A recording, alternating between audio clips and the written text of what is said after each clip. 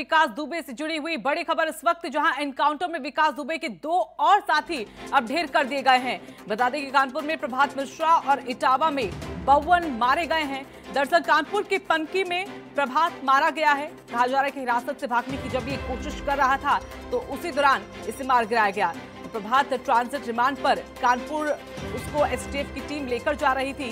कल फरीदाबाद में प्रभात को गिरफ्तार किया गया और इटावा में भी विकास का शूटर 52 मारा गया। तो 50,000 का 52 इनामी था। तो विकास दुबे जहां अब भी पुलिस की गिरफ्त से दूर है, तो वहीं एक एक करके साथी हाथ पुलिस के लगते जा रहे हैं। जहां 2 और साथियों का पता लगा और 2 साथी भी अब ढेर कर दिए गए। तो कानपुर में प्रभात मिश्रा और इटावा की बात करें तो 52 मारे गए हैं। दरअसल कहा जा रहा है कि कानपुर के पनकी में प्रभात जिसको गिराया गया है, कहा जा रहा है कि हिरासत से भागने की कोशिश कर रहा था और इसी दौरान एनकाउंटर में वो मारा गया। तो ट्रांजिट रिमांड पर कानपुर लेकर जा रही थी यूपी की एसटीएफ की टीम।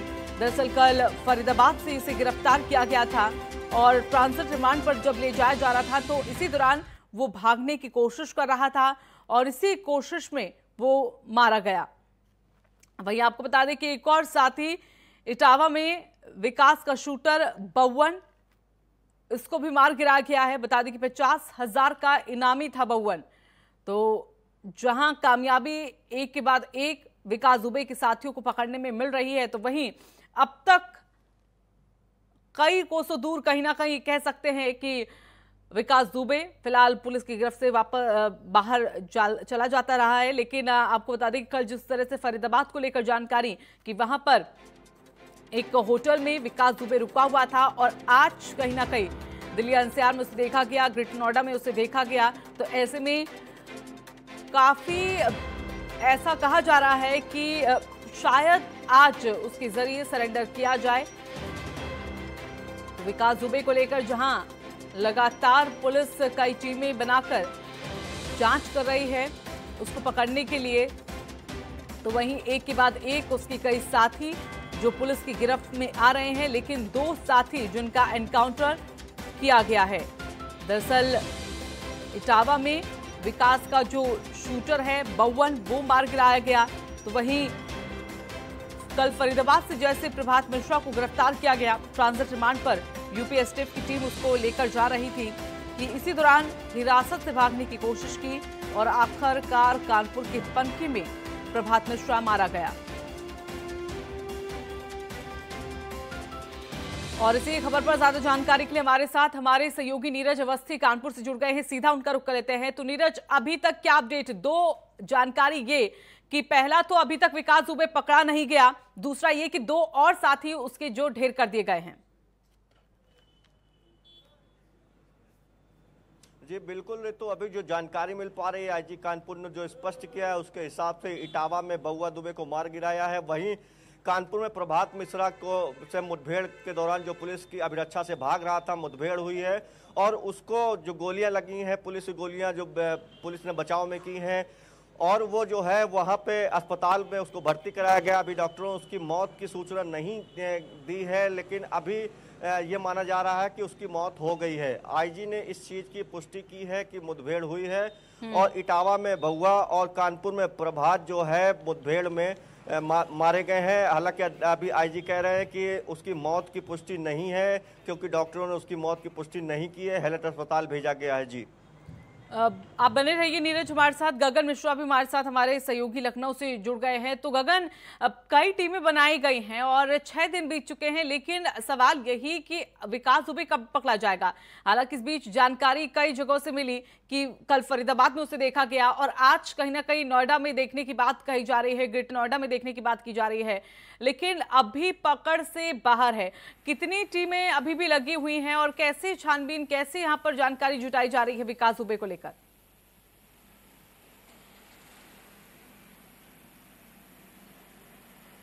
देखिए, बिल्कुल 40 से ज्यादा टीमें लगी हुई हैं। एसटीएफ अलग से बिल्कुल काम कर रही है। उसके बावजूद विकास दुबे पुलिस को हाथ नहीं लग रहा है। लेकिन ये जरूर है कि इसे फरीदाबाद में देखा गया था, उसके बाद प्रभात मिश्रा को पकड़ा गया है, उसके बाद थोड़ा बहुत राहत की सांस ली थी कि कम से कम विकास दुबे का एक स्थायी एड्रेस तो मिल गया है कि वो फरीदाबाद या हरियाणा में हो सकता है, और हरियाणा में पूरी टीम चाहे वो पुलिस की हो और कानपुर पुलिस की हो या फिर एसटीएफ की हो, डेरा डाली हुई है। फरीदाबाद पूरा छाना जा रहा है।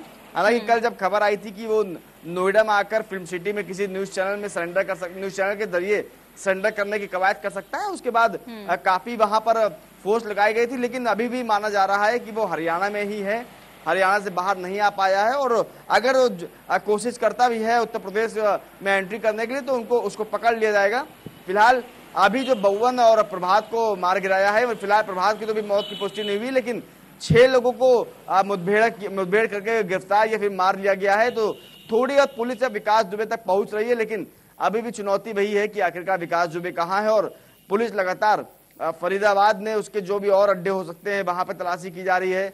प्रभात से काफी जानकारी मिल सकती थी, काफी जानकारी मिली भी और काफी जानकारी मिल भी सकती थी, लेकिन जब सिवली में जहां पर ये लोग 2 दिन रुके हैं, यानी कि जब कानपुर मुठभेड़ हुई है उसके बाद प्रभात ने पहले ही बताया था कि सिवली में हम लोग 2 दिन रुके थे विकास दुबे और मैं, तो वहां पर ले जा रही थी सिवली में, और वहीं पर ले जाते समय वो भागने की कोशिश कर रहा था जहां पे मार गिराया गया।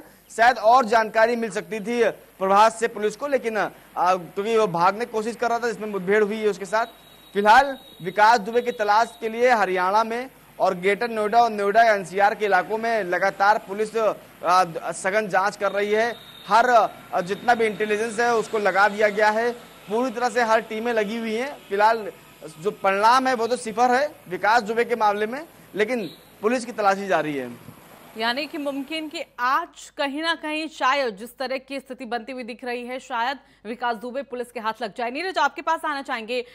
कई ऐसे जो साथी विकास दुबे के जिनको गिरफ्तार किया गया, कुछ मुठभेड़ में मारे गए इस दौरान, एनकाउंटर जिनका किया गया, लेकिन ये जानना चाहेंगे कि कितने साथियों का नाम, कितने साथी जो थे वो नामजद थे इसके साथ, और कितने अभी बाकी हैं, और क्या उनको पकड़ना पहले जरूरी कि तभी उनसे जानकारी विकास दुबे को लेकर हासिल हो पाए?